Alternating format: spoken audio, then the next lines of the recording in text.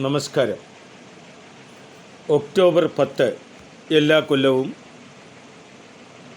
World mental health day ലോക മാനസിക ആരോഗ്യ ദിനമായി ആചരിക്കുന്നു. ഈ പ്രത്യേക മെഡിക്കൽ ബുള്ളറ്റിനും അറിവ് പകർന്നു നൽകുക. Information purpose only. Legal warning. ചികിത്സയല്ല.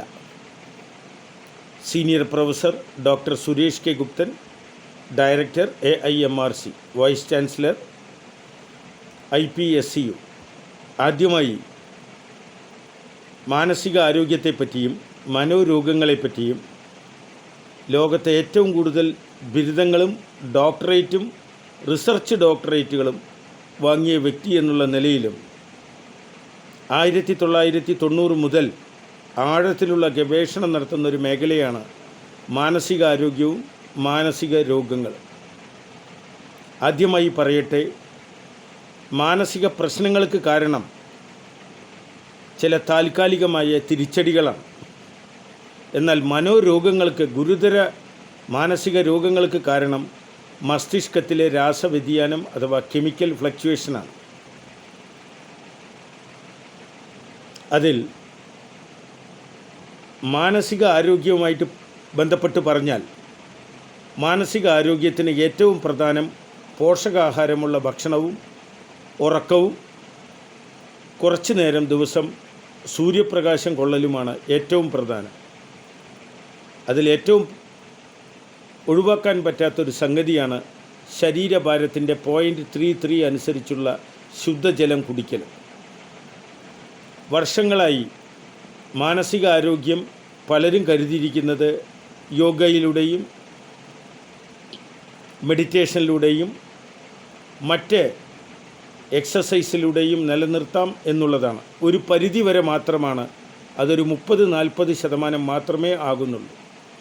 പോഷകാഹാരമുള്ള ഭക്ഷണം അഥവാ ന്യൂട്രീഷൻ തെറാപ്പി മാത്രമാണ് മാനസിക ആരോഗ്യത്തിനുള്ള പ്രധാനപ്പെട്ട ശാസ്ത്രീയമായ ഒരു വഴി.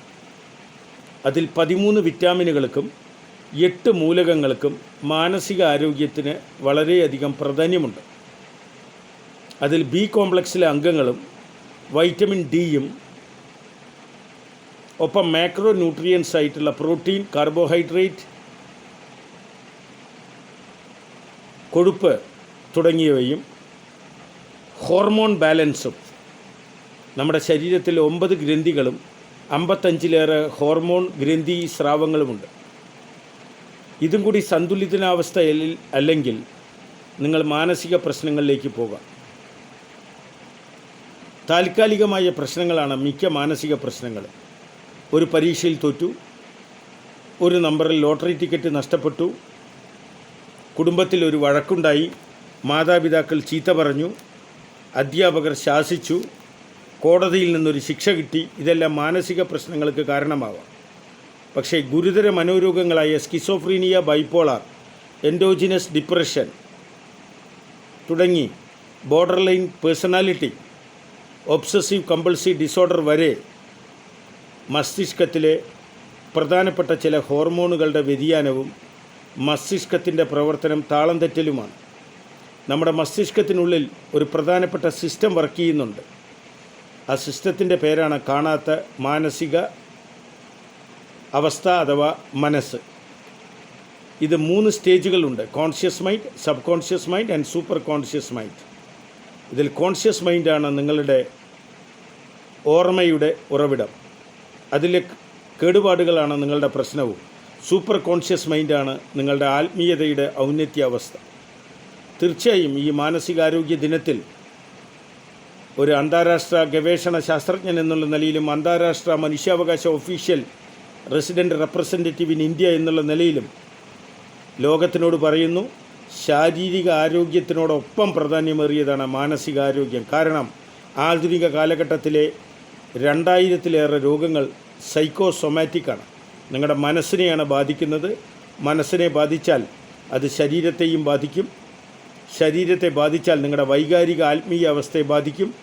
ക്യാൻസർ അടക്കം പല മാറാരോഗങ്ങളും അപൂർവ രോഗങ്ങളും സൈക്കോസൊമാറ്റിക് ഡിസീസാണ്. മനസ്സിന് ആരോഗ്യം കൊടുക്കുക. There is no substitute for guts. മനോധൈര്യത്തിനും തൻ്റെ ഇടത്തിനും ആത്മബലത്തിനും പകരം വയ്ക്കാൻ ലോകത്തൊന്നുമില്ല. അതുതന്നെയാണ് നിങ്ങളുടെ ശക്തി. There is no substitute for change. മാറ്റം വരുത്തലാണ് നിങ്ങളുടെ ഏറ്റവും വലിയ നിക്ഷേപം. തിരിച്ചറിവാണ് നിങ്ങളുടെ ഏറ്റവും വലിയ ഗുണം. കാരുണ്യമാണ് നിങ്ങളുടെ ഏറ്റവും വലിയ സമ്പാദ്യവും deposit. Thank you senior professor doctor Suresh K Gupta. ഈ ദിനം നിങ്ങൾ മാനസികാരോഗ്യത്തിന് വേണ്ടി മാറ്റിവെക്കുക. ഒരാളെയും ചെറുതായി കാണാതിരിക്കുക. Don't underestimate anybody. Don't harm anybody. Please make maximum help everybody and all being. Thank you senior professor doctor Suresh K Guptan, director AIMRC. നമസ്കാരം.